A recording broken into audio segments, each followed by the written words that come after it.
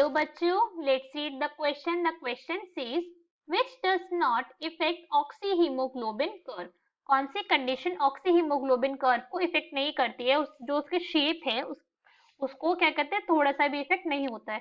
So now let's start the question. सबसे पहले हम क्वेश्चन को सॉल्व करने का की कॉन्सेप्ट देखेंगे. की कॉन्सेप्ट, तो की कॉन्सेप्ट क्या है हमारे क्वेश्चन को सॉल्व करने का, कि हमें ऑक्सी हीमोग्लोबिन कर्व के बारे में पता होना चाहिए.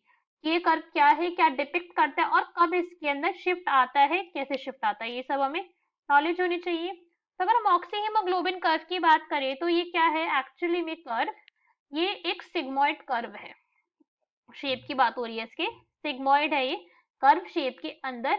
और इसके अंदर क्या होता है कि partial pressure of O2 and partial pressure of O2 and HbO2 saturation का कर्व है. HbO2 सैचुरेशन कर्व है ये, जिसके अंदर इन दोनों के वैल्यूज को डिपिक्ट करा जाता है बॉडी के अंदर किस तरीके से O2 की अमाउंट, O2 का प्रेशर और सैचुरेशन प्रेजेंट है. सो अगर इसका अब एक डायग्राम देखते हैं, इसका ग्राफ ऑक्सी हीमोग्लोबिन कर्व हम देख सकते हैं. इसके शेप सिग्मॉइड है, ऐसे एस लाइक शेप है इसकी. सो दिस इज सिग्मॉइड कर्व.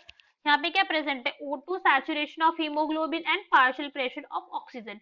और हम कर्व को इजीली देख सकते हैं कि स्टार्टिंग में ब्लड के अंदर O2 की अमाउंट कैसी थी, लो थी, धीरे धीरे इंक्रीज करी है. यहाँ तक क्या हुआ है, फेज इंक्रीज होने स्टार्ट हुए. ऐसे इंक्रीज होते होते ये मैक्सिमम सेचुरेशन लेवल पर पहुंच चुकी है.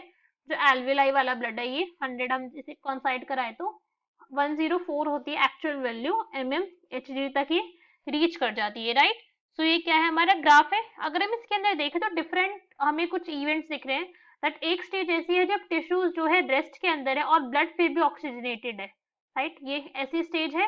और एक स्टेज है इसके अंदर कौन सी, मैक्सिमम सैचुरेशन वाली जो 100 वाली है. और एक है यहाँ पे ये वाला रीजन, दिस मच रीजन, जब बॉडी के अंदर क्या है, O2 की अमाउंट लेस है.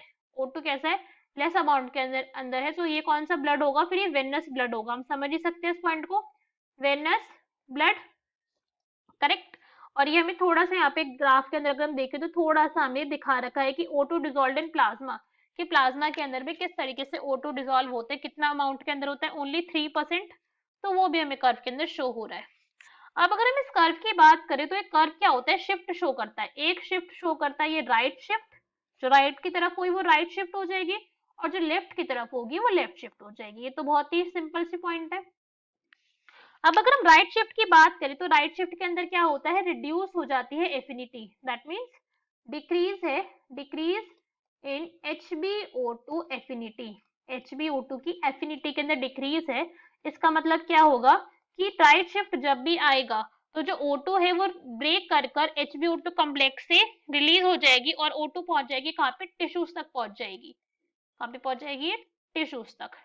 अगर हम राइट शिफ्ट की बात करें तो ये कंडीशन आती कब कब है.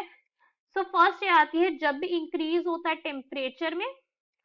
Next when increase in 2,3 DPG, एक क्या है, कंपाउंड है बॉडी के अंदर फाउंड होता है 2,3 DPG, 2,3 डाइफॉस्फोग्लिसरेट, एक कंपाउंड है जिसके इंक्रीज होने से कर्व राइट शिफ्ट हो जाता है जब भी कॉन्सेंट्रेशन में इंक्रीज आएगा. Another is when there is increase in H+ ion concentration, जब भी H+ आयन के कॉन्सेंट्रेशन के अंदर इंक्रीज होगा तब होगा. या फिर हम कह सकते हैं also when there is increase in partial pressure of CO2, जब भी पार्शियल प्रेशर ऑफ CO2 बढ़ेगा तब भी कर्व क्या होगा, राइट शिफ्ट हो जाएगा. अब अगर हम लेफ्ट शिफ्ट की बात करें तो इसका सब कुछ कंडीशन कैसी हो जाती है, रिवर्स होती है.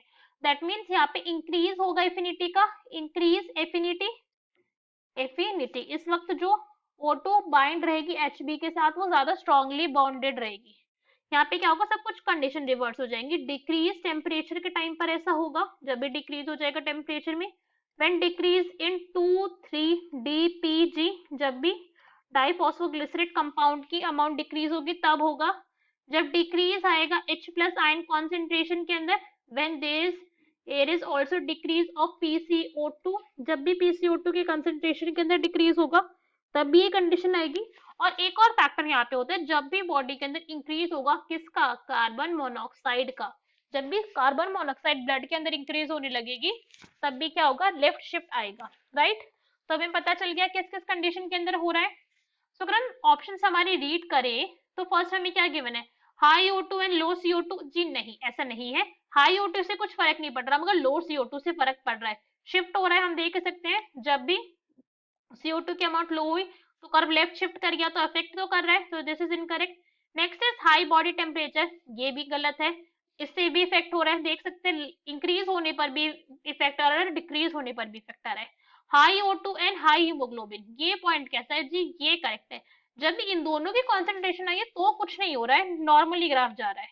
Next is high pH, no, इससे भी फर्क पड़ रहा है, जब भी H+ आयन की कॉन्सेंट्रेशन के अंदर चेंज है तब भी क्या हो रहा है, कर्व शिफ्ट हो रहा है, so this is also incorrect. So our correct answer is C. Hope you understood it well, best of luck, thank you.